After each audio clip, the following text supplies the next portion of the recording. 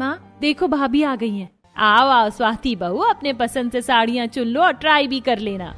इतनी भारी भारी मोतियों की साड़ियां देखकर बेचारी स्वाति का मन उतर जाता है, लेकिन अपनी सास के आगे कुछ बोल नहीं पाती। दुकानदार उसे 2-4 भारी साड़ी निकाल कर देता है। ये लो बहन जी, ये बनारसी कत्थक रंग की साड़ी खूब खिलेगी।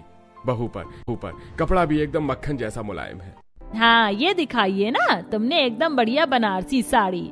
बहू जाओ इसे ट्राई करके आओ। शीतल बहू तुम भी साथ चली जाओ। चलो स्वाति, मैं तुम्हें चेंजिंग रूम दिखाती हूँ। स्वाति की जेठानी उसे चेंजिंग रूम दिखाती है। देवरानी जी ने साड़ी पहनने में कुछ ज्यादा ही समय लगा दिया। देवरानी जी साड़ी पहन ली हो तो फटाफट बाहर आ जाओ।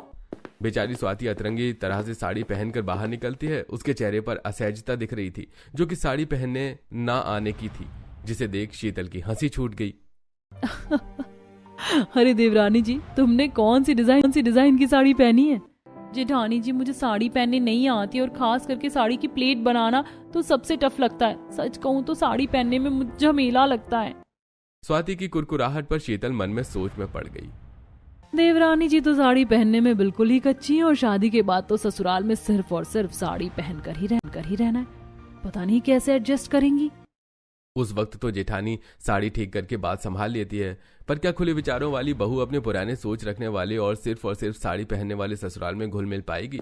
लगभग 2000 दर्जन साड़ियां लेकर स्वाति घर आती है। अरे वाह स्वाति, तेरी सास तो तुझे अभी से भर भर कर खरीदारी करवा रही है।